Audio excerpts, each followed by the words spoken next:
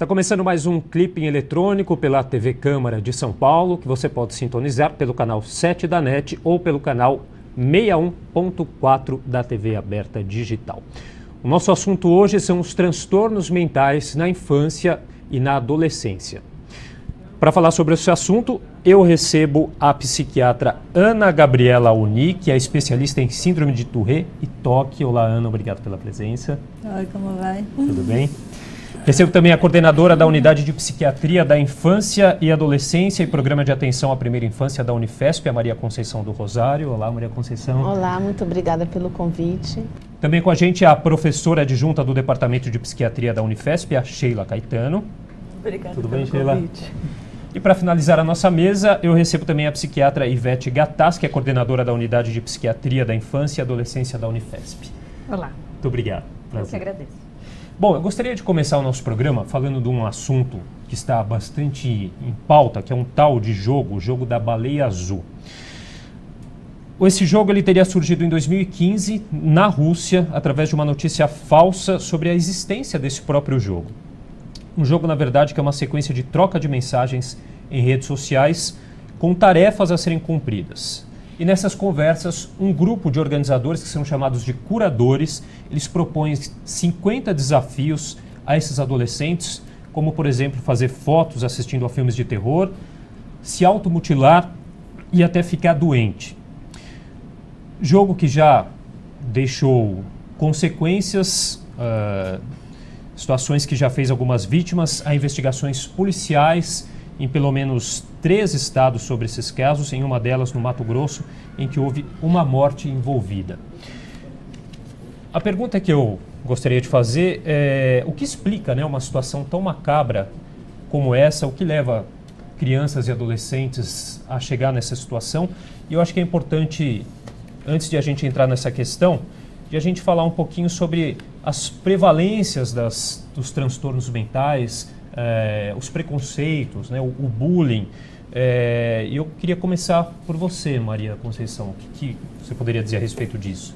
Então, na verdade, essa situação, né, desse jogo, né, da baleia azul é uma situação bastante complexa que envolve diversos aspectos. Desde problemas, né, de transtornos mentais até questões que dizem respeito à família, né, ao manejo familiar, como essa família lida com crianças e adolescentes e a sociedade como um todo. Falando um pouco sobre os transtornos mentais mais especificamente, né, que não quer dizer que todas as pessoas que estejam envolvidas nesse jogo da baleia azul tenham algum transtorno mental, mas eu acho importante, né, se é que dá para a gente dizer que tem um lado positivo nessa história, né, que né, não são o lado negativo, é que chama a atenção de que os transtornos mentais são muito mais frequentes do que a gente imagina. As pessoas sabem pouco que cerca de 15% a 20% de crianças e adolescentes têm pelo menos um diagnóstico psiquiátrico. E isso torna os transtornos psiquiátricos entre os 10 quadros mais frequentes, incluindo problemas cardiológicos, incluindo outros problemas, né, de saúde geral. Então, é algo que precisa ser abordado, que precisa ser falado com mais frequência. E aí muita gente pergunta, mas se 15%, né, de crianças e adolescentes têm pelo menos um transtorno mental, por que então, o que acontece que essas pessoas não buscam ajuda? E aí a gente tem outro problema também bastante complexo, que é o estigma e preconceito. Né? Ainda existe muito preconceito em relação a transtornos mentais, principalmente em crianças. E isso faz com que as pessoas atrasem e muito a busca por ajuda. E aí a busca por ajuda, ela não deve começar quando existe uma situação de crise, como uma criança tentar se matar.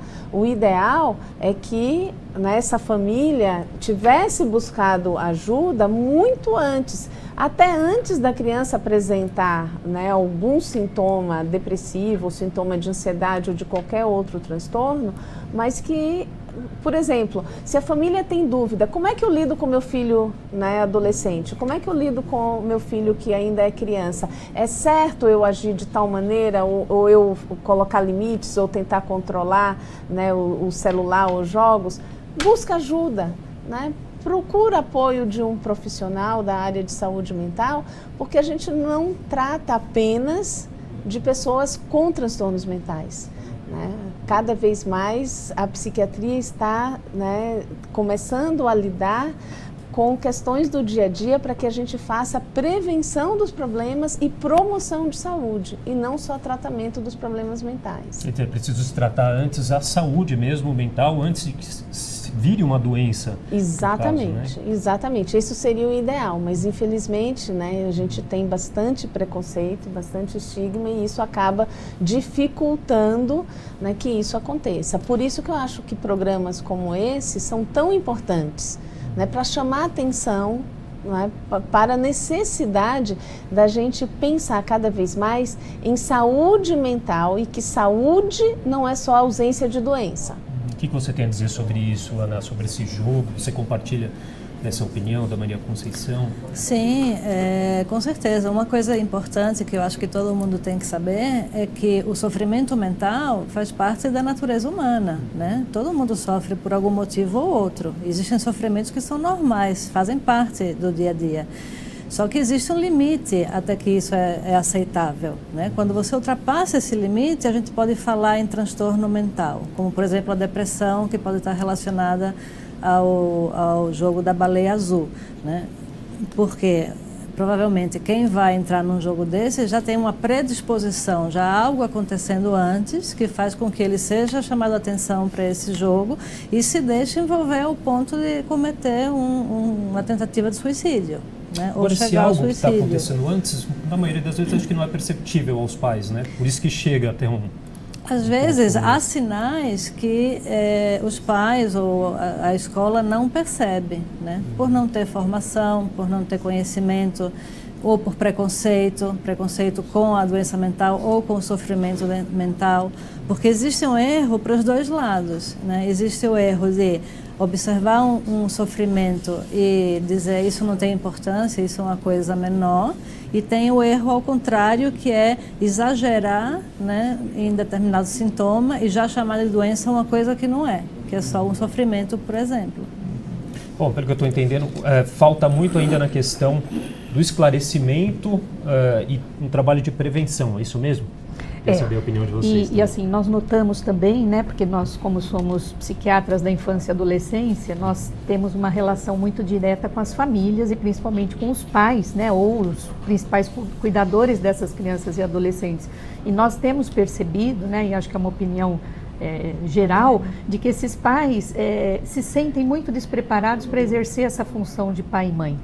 Né? Nós estávamos até aqui conversando que parece que os pais hoje em dia têm medo de dizer não para os filhos, de colocar limites, né, no sentido de que, olha, para a sua idade, não é hora ainda de você ter uma página no Facebook, não é hora ainda de você ter um celular com senha não acessível, né? Não é hora de você assistir determinadas programações, etc. Os pais parece que estão quase que reféns, né, de uma ideia de que para eu ser um pai e uma mãe legais, né, legal, eu tenho que ceder para os meus filhos, né? Meus filhos não podem se frustrar.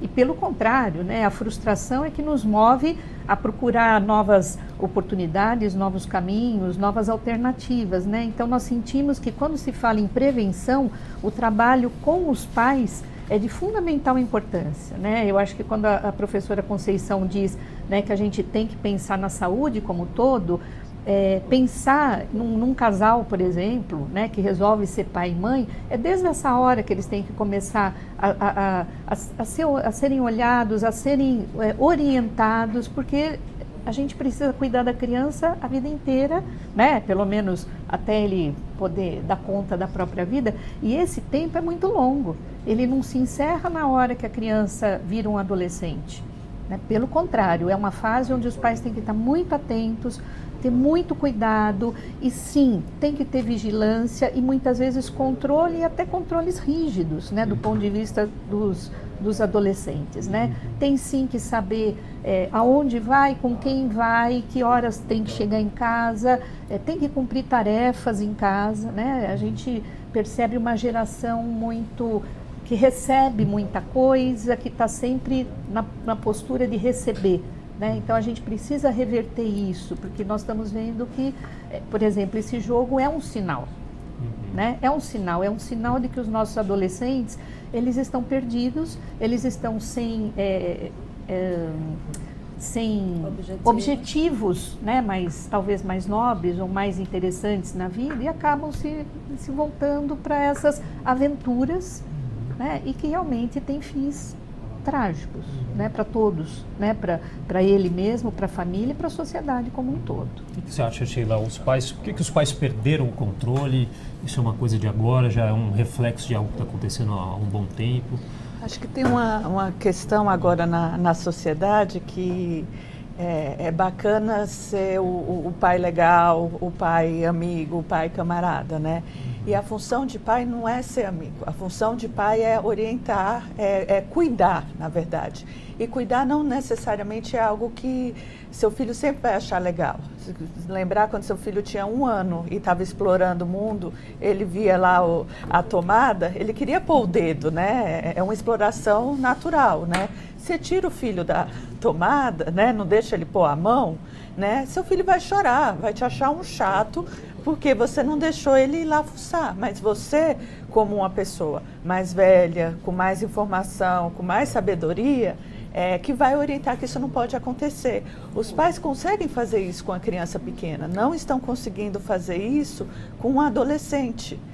O adolescente discute, eu quero ter minha liberdade, minha independência, eu quero que você seja legal, e os pais se tornam reféns disso.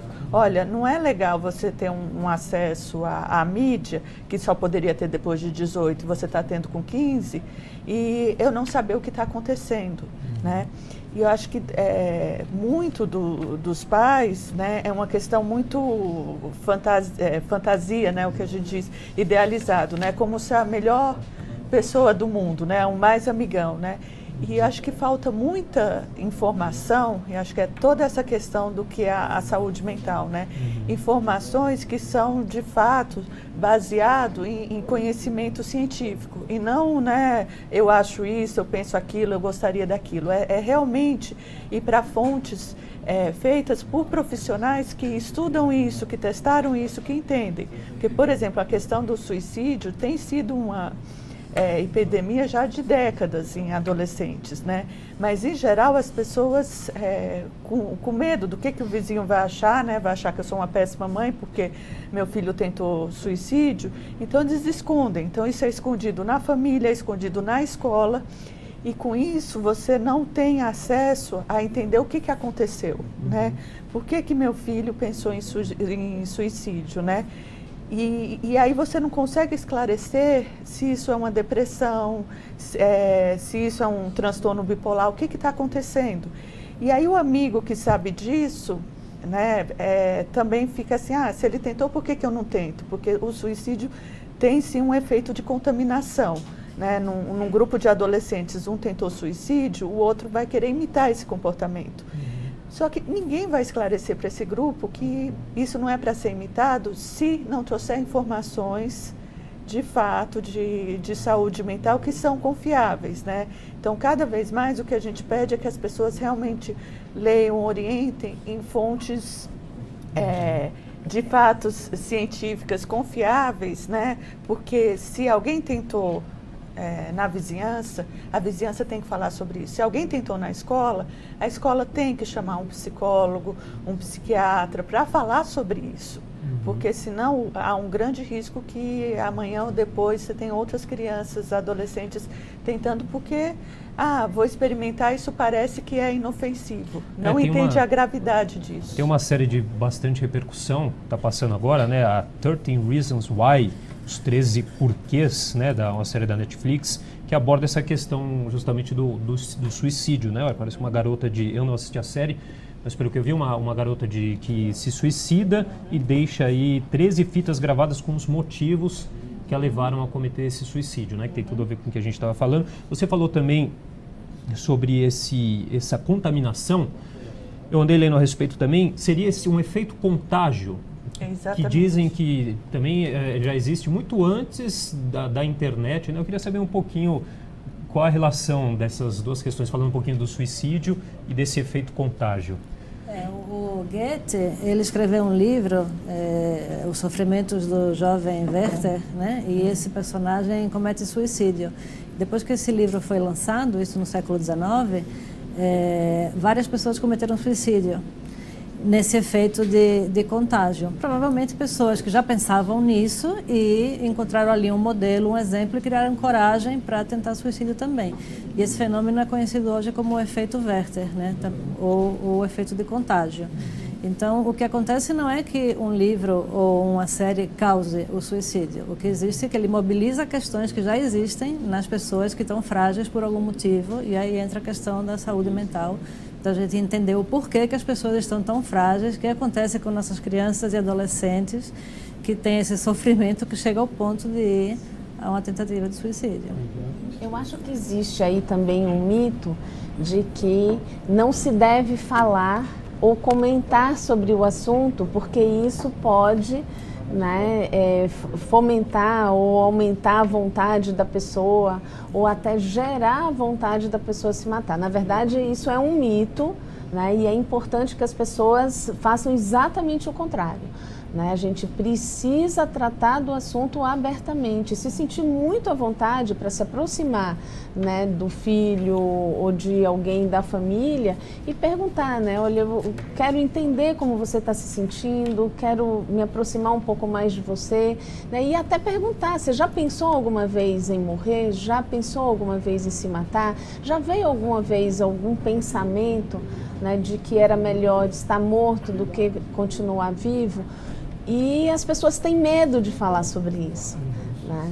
Ou, né, acreditam, às vezes até acreditam que não devem falar sobre isso para não dar ideia. É um assunto, né, tratado com muita cautela, inclusive pela imprensa também, né? Exatamente, exatamente. Fazendo gancho, né, com o que a professora Ana falou, o fenômeno, né, do suicídio e da contaminação, né, o fenômeno de contaminação, claro que não é de hoje, não é moderno. Só que o que o tempo atual, a modernidade trouxe? Trouxe o acesso, né? Então, quem leu o livro, né, de Goethe, poucas pessoas tinham acesso não só à leitura ou mesmo ao livro. Quem tem acesso hoje à internet? Todo mundo, né? E é imediato, é rápido. E isso entra também a questão dos pais, né? Quer dizer, se eu não estou monitorando o que meus filhos estão acessando, eles acabam recebendo, né, todas as informações possíveis num apertar de tecla. E talvez ele não tenha ainda a maturidade, a capacidade de filtrar o que entra para dentro do cérebro dele. Esse é o papel dos pais, né? Não só dosar o que vai entrar, como depois de que isso já aconteceu, por exemplo, isso da série, né? Acho que todas nós temos acesso a vários adolescentes e praticamente todos já assistiram essa série. Aliás, eles assistiram antes de eu saber que a série existia. Né? Então, nós estamos realmente, a gente tem um atraso, a gente tem um delay com relação ao acesso que esses jovens têm, né? À mídia, tecnologia, etc. e tal. E daí o que acontece? É muito rápido. Quando a gente vê, eles já foram contaminados por várias coisas da internet ou das mídias sociais, etc. E papel dos pais é tentar que esse acesso seja dosado na medida da capacidade de entendimento e de desenvolvimento da criança e do adolescente, e uma vez que ele já tenha tido acesso, ajudá-lo a digerir isso, né? Então, até acho uma ideia interessante, os pais de adolescentes assistirem essa série, se possível, junto com o adolescente, né? Para que tenha um gancho de discussão, para o pai saber como é que é o mundo desse adolescente, porque o nosso mundo era diferente, né? Pelo menos de nós quatro. Era o seu mais ou menos, mas os nossos quatro eram um pouco diferentes. Sim. E realmente a gente perdeu o pé da história, né? Hoje, quando nós conversamos com adolescentes, a gente fica, meu Deus, é esse o mundo que você vive, né? Eu acho que uma questão importante é que quando a conversa dos pais com o adolescente, tem que existir o tempo em que eu só escuto. Porque muitas vezes o que acontece, né? Os pais, não, agora eu vou orientar. Então, filho, você não pode fazer isso, aquilo. Espera, Escuta o seu filho, o que ele está achando disso, o que ele pensa, até para você entender, por exemplo, dele falar, olha, esse meu amigo falou que isso é uma bobagem, né? Ele me orientou assim, olha, esse meu outro amigo falou que a gente tem que tentar mesmo. O que está acontecendo com esse amigo que está... Né? Então, você precisa escutar, porque é uma nova geração, então vai trazer ideias e até por não ter essa vivência que a gente tem, vai ter uma definição de mundo muito diferente da nossa. A gente precisa atuar em cima disso, em cima do que a gente ouviu. Então, no primeiro momento que eu chamar meu filho para conversar sobre isso, eu não vou dizer tudo o que eu acho, tudo o que eu penso, eu vou parar e ouvir. Filho, o que você está achando? Me explica, né? Eu não estou aqui nesse momento para dizer, olha, isso é certo ou é errado. Eu quero ouvir tudo. Depois que eu ouvir tudo, a gente vê se eu entendi correto, se você está entendendo, e a partir daí eu começo a te dar orientações que vêm de fontes confiáveis, que vêm da minha experiência. Se a gente não está se entendendo, a gente procura um profissional para ajudar a gente nesse diálogo. Mas, assim, é muito importante que os pais escutem, né? E a partir dessa escuta, comece a orientação. Né? Não seja algo, nem faça o que quer porque eu sou um pai legal, e nem então aqui as regras, não importa o que está acontecendo com você, você vai seguir isso. Precisa haver o diálogo, né? E o diálogo não são tweets, né? Assim, frases feitas e prontas. É você sentar e passar mesmo meia hora, 1 hora, 2 horas, o dia seguinte, ter esse tempo disponível e saber que para o seu filho, né, saber que ele vai saber que você consegue escutar, né? E não essa postura de ou pode tudo ou são essas regras pré-determinadas. Um trabalho de comunicação que precisa ser feito. Você ia falar alguma coisa, né? Desculpa. Eu acho que, paradoxalmente, o que a gente vive hoje é a patologia da liberdade. Assim, nós somos prisioneiros da liberdade, né? O que quer dizer isso? Existe uma pressão para a liberdade de escolha muito grande. E a gente passou por uma fase de repressão muito grande e existe agora todo um movimento pró-liberdade. Então, a liberdade sexual... Achar um meio tom disso tudo. As pessoas são pressionadas, a gente não pode falar mais o que pensa, porque tem uma patrulha ideológica muito grande. Né? Então, os pais, eu acho que eles têm medo também de colocar determinados limites, porque vão ser considerados caretas ou conservadores ou qualquer coisa do gênero. E aí entra nessa coisa da falta do diálogo. Né? Então, assim, são muitos fatores envolvidos, é uma questão super complexa. Né? Então, por exemplo, conversar com o filho durante 2 horas, em que momento o pai vai conversar com o filho durante 2 horas? Se ele está o tempo na escola, depois está no inglês, depois está no futebol, depois não sei o quê, chega à noite tem que dormir para ir para a aula amanhã. Né? Os pais não têm tempo, né? Ou porque eles estão trabalhando, ou porque as crianças estão envolvidas em uma série de atividades. O convívio familiar diminuiu muito. Com isso você não tem o exemplo, o pai não está dando o exemplo, a criança aprende pelo exemplo. Né? E se o próprio pai está confuso e dá um exemplo errado, por exemplo, o pai bebe em casa, a criança vai dizer, ué, você bebe, eu também posso beber? E o pai não consegue lidar com essa contradição, eu sou adulto, você é criança, você não pode. Né? Porque existe toda uma ideologia por trás de dar liberdade. Né? Hoje em dia, a taxa de gravidez na adolescência é altíssima. Né? E não é porque as crianças e adolescentes casam, como em determinadas culturas acontecia, né? São outros fatores. Então, assim, a questão é muito complexa, envolve vários níveis da sociedade que têm que ser mobilizados para tratar do tema. Bom, ainda no nosso tema, os transtornos mentais que atingem crianças e adolescentes, eu acho que tem 2 que a gente pode abordar, que a gente já está abordando, mas que a gente pode falar um pouco mais, o transtorno bipolar, né, e a depressão, né?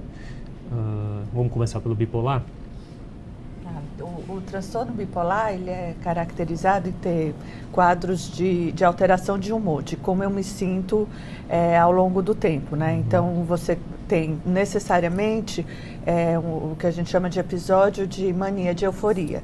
Então, eu me senti alegre, mas não um alegre...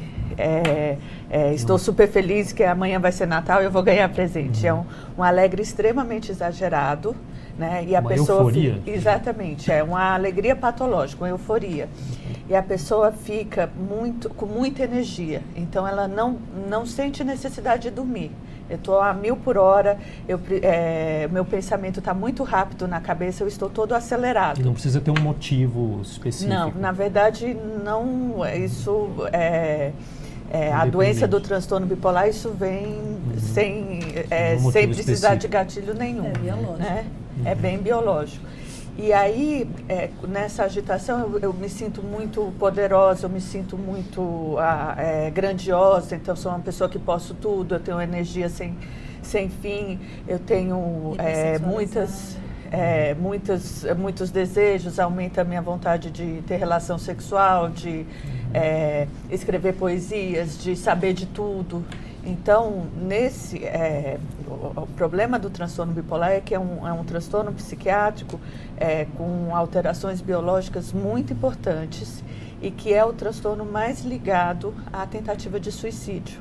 Porque a pessoa, quando fica nessa agitação, num primeiro momento eu começo a ficar muito alegre, mas quando é uma alegria que já vai para o patológico, é algo insuportável. A pessoa não consegue parar quieta, ela não consegue parar de falar, ela não consegue parar de andar, não consegue dormir, e aquilo vai trazendo um sofrimento psicológico tão intenso que o suicídio vira uma opção. Então, as pessoas com esse transtorno, tentam suicídio 20, 25 vezes a mais do que a população em geral. É bem grave. E é um transtorno que já aparece na infância e, imagino eu, talvez seja até mais difícil de diagnosticar na criança, porque as crianças já são naturalmente mais extrovertidas. Como que é isso? Sim, ele já acontece na infância, diferente do que se imaginava, né, e do que às vezes a gente até vê de informação totalmente equivocada na internet. Né? É por isso a importância do que a professora Sheila falou, da gente buscar informações qualificadas, de profissionais qualificados. Né? Então, o transtorno bipolar, ele pode acometer crianças, adolescentes e adultos, e você tem toda a razão, né? Muitas vezes na infância é mais difícil dos pais identificarem, porque é uma fase em que as pessoas estão mais ativas mesmo. A criança corre, brinca, pula, né? Então isso é natural. Eu acho importante, né, lembrar que todos nós temos períodos de oscilação do humor, né, em que a gente está um pouco mais alegre, um pouco mais triste. Isso é absolutamente normal.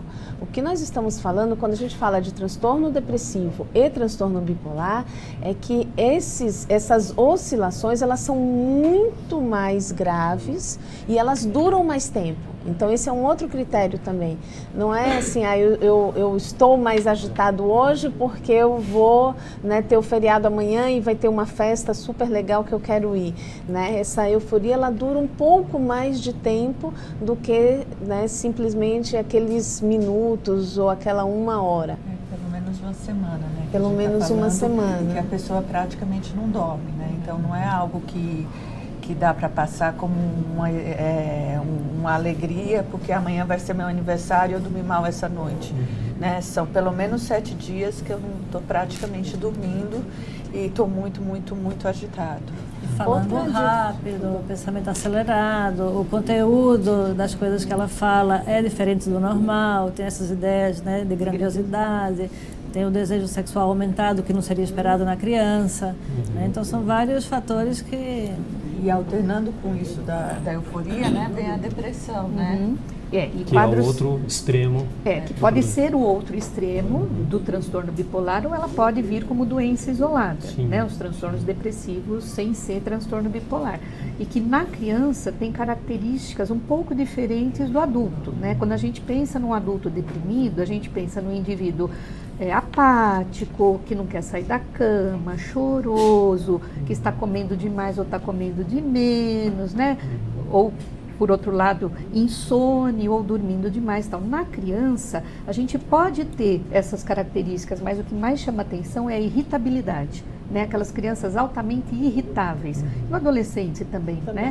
Explodem fácil, toleram pouco frustração, né? Criança já não tolera tanto frustração, esses toleram menos ainda.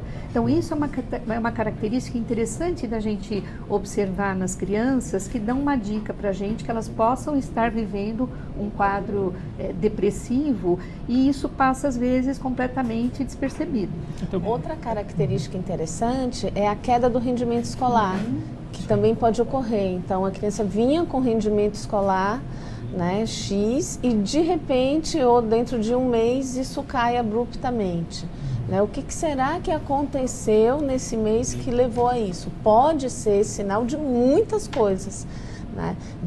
Inclusive um quadro de transtorno depressivo, um quadro de transtorno bipolar, um quadro de transtorno de ansiedade, ou até um déficit de atenção também? Pode ser um quadro de transtorno de déficit de atenção e hiperatividade, apesar de que o TDAH, como a gente chama, né, ele está presente desde muito antes. Então, em geral, o rendimento escolar ele tende a ser baixo por causa do TDAH continuamente. Né? Não tem essa queda abrupta. Mas pode ser consequência, por exemplo, da criança ter sofrido um bullying na escola. Né? E não está, né, conseguindo se ajustar e se adaptar a estar na escola e produzir naturalmente. Então, queda do rendimento escolar, né, aumento da agressividade, da irritabilidade, isolamento. Então, os pais não podem, né, considerar que é normal, não, ele adora ficar sozinho no quarto porque adora videogame, tá? Mas quanto tempo essa criança está passando? E sempre foi assim ou agora está um período maior do que o que era antes?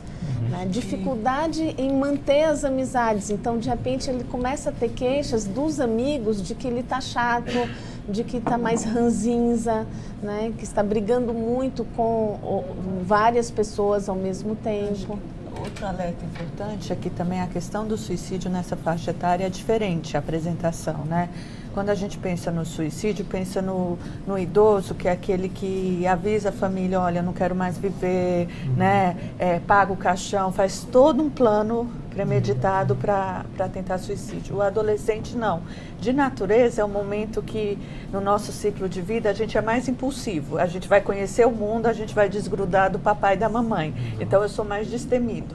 Então quando eu penso em vou entrar no jogo, vou tentar suicídio, não é planejado. É assim, deu vontade agora, né? Vou pegar o produto de limpeza que tem na casa e tomar. É muito sem um planejamento, é muito aqui e agora. E até por conta dessas características, quando um adolescente fala, olha, deu vontade de me matar, a gente tem que ficar alerta na hora. Porque não é uma coisa, eu estou avisando porque daqui a um mês eu vou fazer um plano. Não. Daqui 30 minutos ele pode tentar o suicídio. Então, sempre que o adolescente expressar isso, para tudo, vamos entender o que ele está falando, vamos procurar ajuda. Né? É muito imediato, é muito agora. Do ponto de vista até neurobiológico, né, o nosso cérebro não está completamente formado até cerca de 21 anos. Né? Tem alguns estudos que falam até os 25 anos de idade.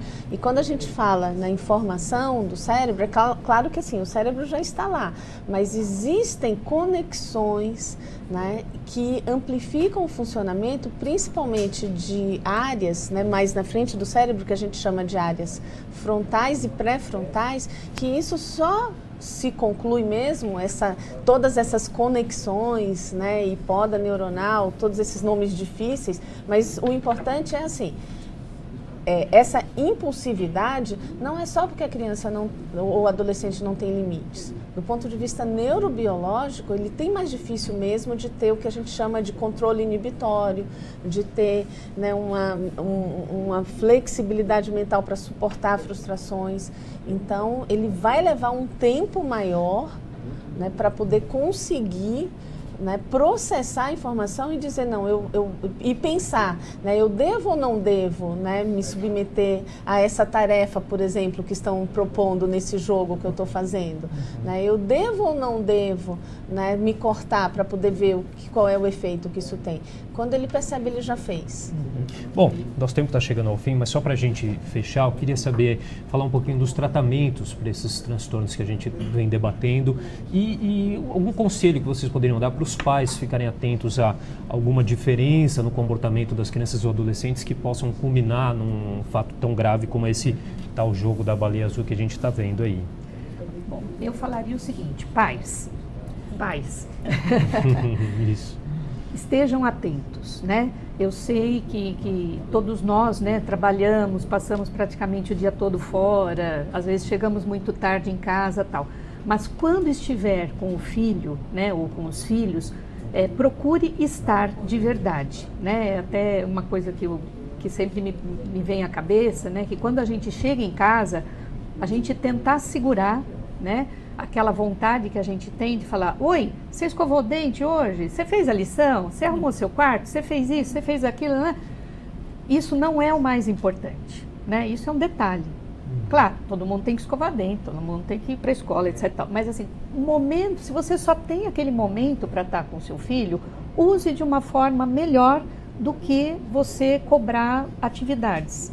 Né? Procure fazer isso, senta com seu filho, procura saber como é que foi o dia, conte o seu dia para ele, faça uma ligação, faça uma liga com ele. Né? Esse assim, é um jeito muito fácil da gente criar um ambiente de proteção para os nossos filhos. Mas aí não entra um pouco naquela questão que acho que até a Sheila falou, que a gente não pode ser amigo do filho, mas como quebrar essa barreira para ter essa intimidade, para que ele venha te confessar às vezes coisas mais profundas? Então, claro que assim, a gente vai ser um pai e uma mãe amigo, a gente não vai ser o amigo, né? Ele não vai chegar para a gente e contar as intimidades, mas se a gente mostrar para ele: olha, nós estamos aqui e eu estou disposta a ouvir o que quer que você queira falar. Eu não estou aqui só para cobrar coisas de você, eu também estou aqui para ouvir. Eu acho que o filho se sente mais disponível a ter alguma intimidade com a gente, né? Agora, se você chega já numa postura de cobrança, né? Fez a tarefa, não fez? Ele vai ver que você não tem abertura para falar de outras coisas. Então a gente tem que dar confiança, né? Exato, abertura. Vamos dar abertura. Ele sentir que ele pode ser ouvido, né? Isso não quer dizer que ele vai contar que eu vou para uma festa e lá eu vou experimentar todas as bebidas que existem e você falar: nossa, legal, vou junto beber. Não é esse né? É assim, o que o álcool faz, né? Beber antes dos 18 anos aumenta muito a chance de ser dependente na vida adulta. Então, assim, o pai tem que prover essas informações e tem que tirar o filho de colocar o dedo na tomada. Mas, assim, o filho tem que saber que eu posso sentar do lado do meu pai, da minha mãe, e contar que, assim, vai ter uma festa, vai ter muita bebida, né? O que você acha? Ele vai ter a confiança que pode contar para você esses segredos, né? E você vai ouvir. Você não vai falar assim: não, você nunca mais vai em festa, não vai sempre vir punitivo. Você vai saber ouvir, vai perguntar o que ele acha. Né? Exatamente. O que fazer se alguém... O que eu faço, pai, se alguém me oferece uma bebida? Né? O que eu posso fazer para sair dessa? Né? Porque ele pode não querer, mas se sentir obrigado por pressão, né, dos colegas. Então, assim, o pai tem que ser essa pessoa disponível para ouvir e tentar conseguir soluções juntos. Se ele for só o pai severo, então não vai mais para festa nenhuma, ele fica com medo do pai e se submete a pressões e sofrimentos que poderiam ser evitados, seja de bullying na escola, porque tem muitas crianças que sofrem e não contam para os pais, abusos, tanto físicos como sexuais, né? Uma série de questões que podem acontecer na vida da criança e ela não sabe para quem contar. O que eu diria para os pais é o seguinte, né? Educar é uma tarefa muito difícil, né? Eu diria que é a tarefa mais difícil, né, do ser humano. É você, né, ser pais educadores. Então, o que eu posso dizer para vocês é possível, né? Isso é possível ser um pai educador, mas dá trabalho, né? Dá muito trabalho.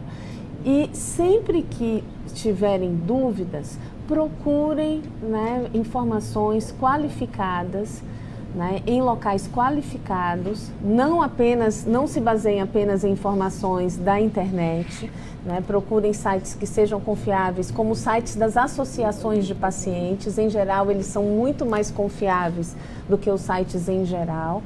Né? E se tiverem dúvida, não se deixem intimidar pela barreira do preconceito e do estigma. Busquem ajuda, procurem um profissional para conversar, né, para contar o que está acontecendo e ouvir. Quem sabe, né, esse profissional ele pode lhe ajudar a pensar melhor e repensar em vários aspectos, né, dessa tarefa tão difícil, que é educar, e muitas vezes não quer dizer que o profissional já vai iniciar um tratamento do seu filho, né? Mas ele pode iniciar uma orientação parental, que é super importante, para poder dar subsídios para que os pais possam caminhar nessa tarefa tão difícil, que é complexa e é difícil mesmo. É um tratamento que normalmente é feito com os pais e os filhos. Os pais também acabam participando. Isso é super importante. Quanto mais nova é a pessoa, maior é a necessidade de envolvimento dos pais.